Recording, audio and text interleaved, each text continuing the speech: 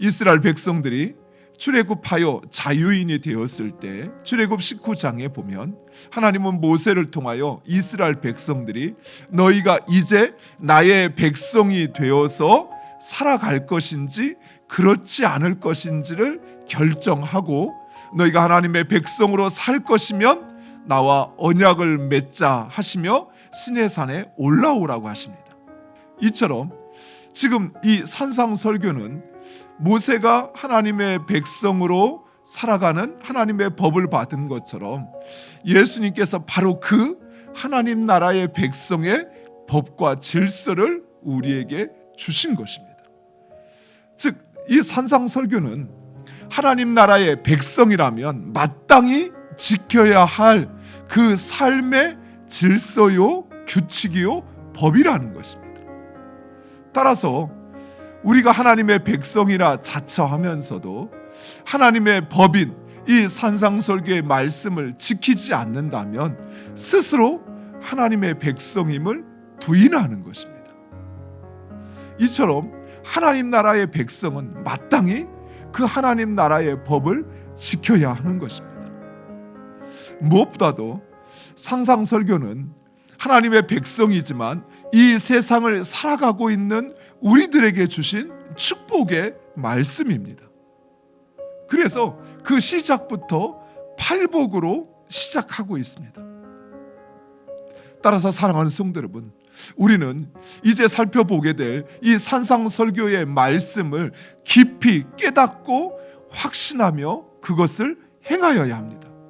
우리는 오히려 이 말씀대로 살지 않으면 안 된다라고 하는 사실, 그것을 깨달아서 우리는 그 말씀에 순종하는 삶을 살기 위해 부단히 자기 부인과 그리고 순종의 삶을 배우고 익혀야 한다는 것이에요. 예를 들면 내가 대한민국 사람이지만 미국에 여행을 가게 됐어요. 그래서 미국에서 여행을 하는데 마침 멀리 이동해야 돼서 미국에서 자동차를 이제 운전하는 그 일을 렌트를 해서 운전을 하게 됩니다. 그러면 미국에 갔으면 우리는 어떻게 해야 합니까? 대한민국 국민이지만 미국의 법을 따라야 하는 것이죠. 이처럼 우리에게는 하나님 나라의 법을 세상 가운데서 따라야 하는 그 책임이 주어졌다는 사실이에요. 그래서 그 법을 알아야 합니다. 내가 무엇을 지켜야 하는지, 무엇을 따라야 하는지 그것을 배우고 익혀서 내 몸에 체득해야 하는 것이에요. 하나님 나라를 받은 사람들이 누리게 되는 그 복이 무엇인가를 말씀하고 있습니다.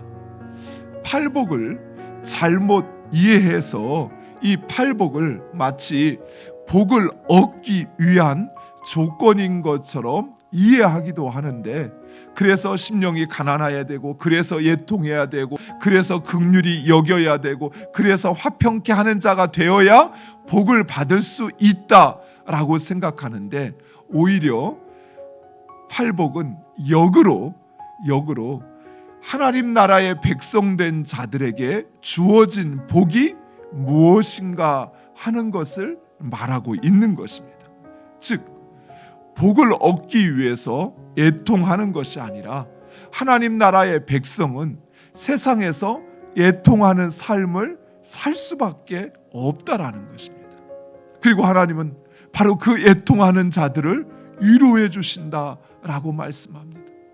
자신의 죄로 인하여 애통할 때 하나님께서 우리의 그 모든 죄를 사하여 주시고 우리의 심령에 평안함과 위로를 주시는 것이, 또 세상으로 인하여 애통하는 우리에게 하나님의 나라가 이미 시작되었고 확장되어져 감을 알게 하시어서 우리를 위로하시는 것입니다. 사랑하는 성도, 이처럼 하나님 나라의 백성은 이 세상 가운데 바로 그 하나님 나라의 질서와 법을 따라 살아가는 것입니다. 그것이 우리의 정체성이요, 그것이 우리의 삶의 실체인 것입니다. 사랑하는 성도 여러분, 산상설교를 통해서 우리가 이 땅 가운데 하나님의 백성으로 어떻게 살아가야 하는지를 깨닫고 때로는 그렇게 살지 못하는 우리 자신으로 인하여 애통해하면서도 또 하나님께서 우리에게 주시는 그 위로를 통해서 다시 새 힘을 얻고 그 하나님의 백성의 삶을 살아가는 여러분 되시기를 간절히 축원드립니다.